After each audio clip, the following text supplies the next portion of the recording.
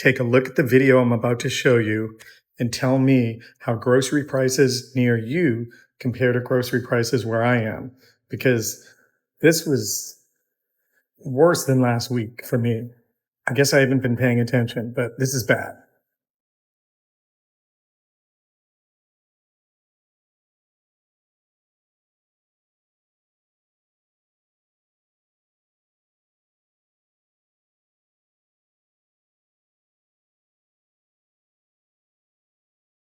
Well, I know you don't really know me.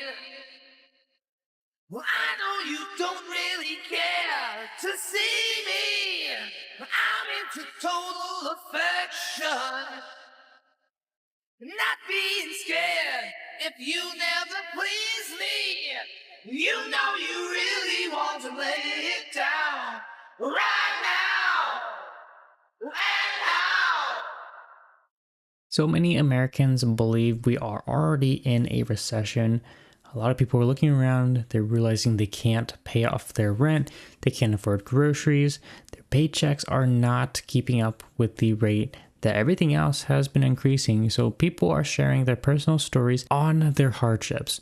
We know that the stock market is at all-time highs.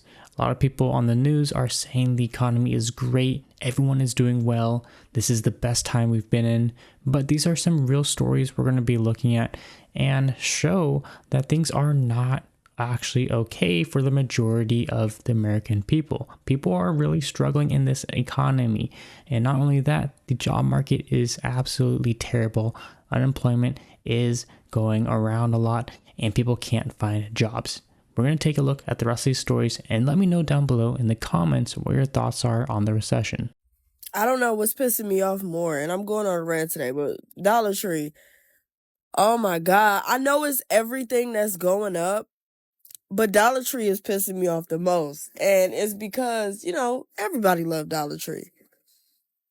But if it say 125, where the hell does the extra 25 cents come from to make it 150?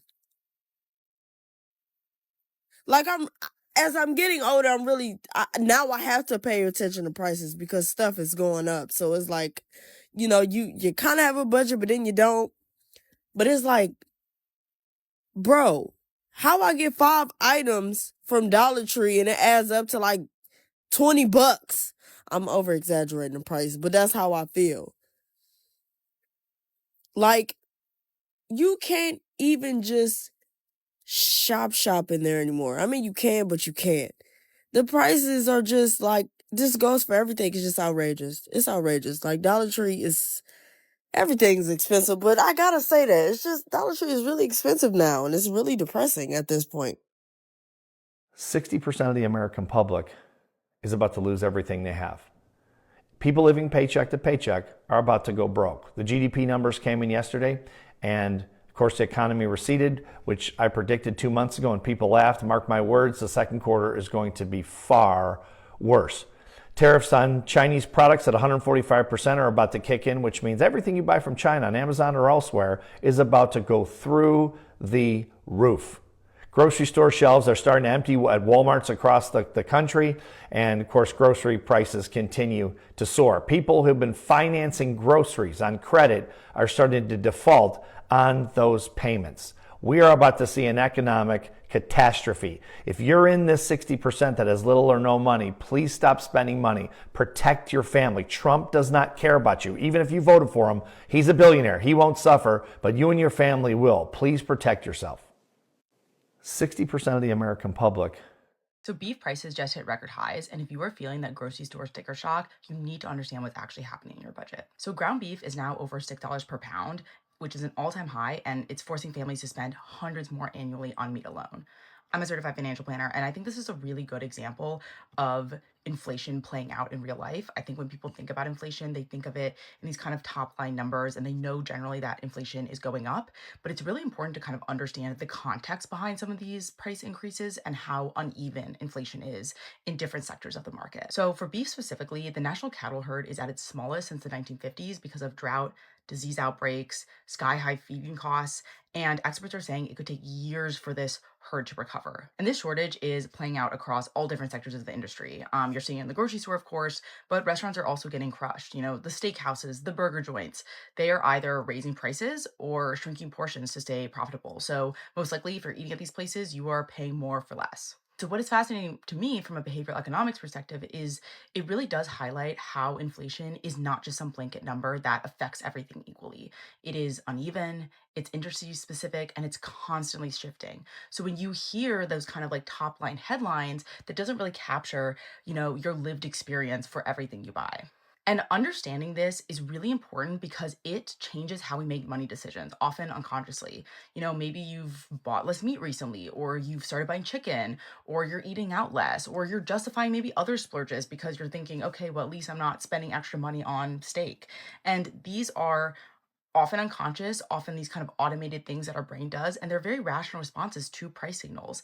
And the key is becoming aware of these shifts so you can make more intentional choices in the grocery store instead of potentially reactionary ones. Because when the price of one item spikes, that doesn't just affect your budget, it reshapes your entire relationship with spending. Why are prices still so high when inflation is actually pretty low and stable? It's because low inflation doesn't actually mean low prices, and I'll walk you through exactly why that is. As an example, let's use this $10 chicken. Now let's pretend it's 2021, we're at our peak level of inflation of 10%, and all of a sudden that $10 chicken is an $11 chicken. So everybody freaks out and says we have to get inflation back down so we can get prices back down, and this is where people's critical misunderstanding of inflation happens. Because even if inflation dropped back down to 1%, you would still have a more expensive chicken. That's because a 1% increase in the price of an $11 chicken is 11 cents, making the chicken now cost $11.11. The price did not go down, it just went up slower. The only way for that chicken to go back to being $10 is to have 10% deflation, which would quite literally represent an economic disaster. And for the MAGA folks out there who are likely screaming, well, that's not true, wouldn't mean an economic disaster, I asked your likely preferred AI, Grok, to fact check me. Would it be fair to say that a 10% deflation rate in the US in 2025 would likely represent a catastrophic economic problem? Yes, it would almost certainly reflect a severe demand collapse, trigger debt spirals, and risk deep recession or depression despite policy responses. So barring economic catastrophe, this price is never coming back. So all of that is the answer to the question of why prices are still so high despite the fact that inflation has been back to target levels since the last year of the Biden administration. And it's also proof that Donald Trump lied directly to the US public when he promised lower prices, when the truth is he can't deliver on that unless the US economy absolutely craters.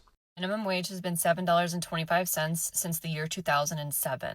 If in 2007 you were to have purchased a Christmas gift for $100, it would now cost you $156 to purchase that exact same item. That's because inflation has increased by 56% since 2007. But what if your wages stayed the same? Now imagine we're not talking about a Christmas gift that was $100. Imagine we're talking about your rent, which is, we know, increased a lot more than the rate of inflation. Or imagine this isn't a Christmas gift, this is baby formula. It becomes impossible to live as inflation increases this quickly while somebody's minimum wage stays the same. People are not doing okay, and they haven't been okay for a really long time, but I think in the last couple years, the escalation has become so much more apparent that the price of living has so quickly surpassed people's incomes or access to income that is just not sustainable. Somebody commented on one of my recent videos about this topic and said that this year for Christmas, they are giving cash to their grandparents to make sure that they can make ends meet. I think growing up, we got cash from our grandparents, whether it was a $5 bill and a card, or like you might have had a grandparent who would like tuck a bill away for you and be like, don't spend it all in one place.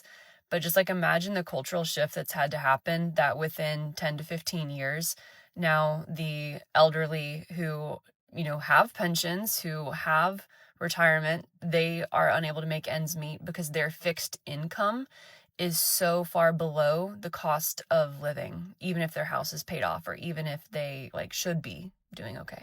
I think we're at a holiday season where people really would not be upset or offended if you make a handmade gift, if you do an experience instead of a purchased gift. I really think we're pretty far past the era where people are expecting you to go to Target, Walmart, Amazon, and purchase products from there and wrap them up and like do that whole thing. So America says we're broke, and here's a job to keep us broke. So this morning I listened to Scott Bessent, the Treasury Secretary. He was on Morning Joe this morning. Now, you know, mainstream media was laying out the red carpet for him like he's royalty, like they always do. No hard questions, and you can kind of say no real follow-ups either. But I'm going to tell you what stood out to me. When Scott Bessent started bragging on factories that America is starting to build to bring back factory jobs. And I guess he felt like Americans are supposed to stand up, salute, and be happy because you're giving people factory jobs, low-wage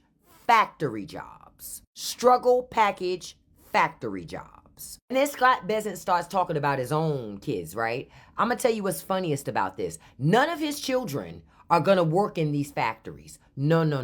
His kids ain't gonna put on steel-toed boots and hairnets. But the rest of us are supposed to line up like it's a golden ticket in a Wonka movie. Who's signing up for low-wage factory-ass jobs in 2025? Who's looking for that? America continues to treat poverty like it's a subscription service that you can't cancel. They're basically gonna hand you a job that has your paycheck gasping for air before you even get the check. Now I'm gonna connect some more dots for you. Talking about making America great again, but how do you make America great again with low-wage ass factory jobs? Whose life is it gonna make any better? So if you're already struggling now, all you're gonna do is struggle in a uniform inside of that factory. Still can't feed your family, you still can't save no money, and you still ain't gonna be able to breathe. So you're gonna struggle, and you're not gonna have no social safety net to help you out. So no health care, no child care, no affordable housing. You can't even get a decent school for your child. They just want you to take the factory job and be grateful. That's America again, trying to fix a broken leg with a Band-Aid from the Dollar Tree. Every single thing that Americans actually need, they refuse to give. Healthcare? Nah, here goes a low-wage factory job. Good school? Oh, no. We got a low-wage factory job for you. A future for your kid? No, they gonna get themselves a low-wage factory job. Wake up, America. These people are playing in your face. They're not building opportunity. They're building sweat boxes with no ladder up. You deserve more than survival wages wrapped in a gift bag from the dollar store. How is inflation allowed when the federal minimum wage has been $7.25 since 2009? Like, how are they allowed to keep raising these prices when federally the minimum wage has been $7.25 for literally 16 years? Like, and it just hasn't gone up. And when they raise the prices of these items, that's federally. That's everywhere. That's not just in one place. That's like a nation thing. They raise the prices of these items everywhere with inflation. So it's not like it's just, oh, in this state or, oh, in this region where the minimum wage actually isn't $7.25. No. They change the prices of their things and the inflation goes up drastically everywhere. Just like how the federal minimum wage is for everywhere. Like, that's for the entirety. You know what I mean? Like, that's just what it is federally. And that's not even including shrinkflation, which is them making shit smaller and then putting it at the same price that it always was, but giving you less, and then making a family size or a bigger size that was the original size of whatever the item was. You know what I mean? And I really am confused because I feel like inflation should only be allowed if the federal minimum wage is going up, because if these items are going up in price federally everywhere, then I feel like federally everywhere, the minimum wage should be raised before you guys inflate the prices of these items. Because in some places, the minimum wage is staying $7.25, regardless of how many times you guys keep inflating these prices to astronomical levels. And the federal minimum wage hasn't changed in 16 years. Like, see how none of that is making any sense, actually? Like,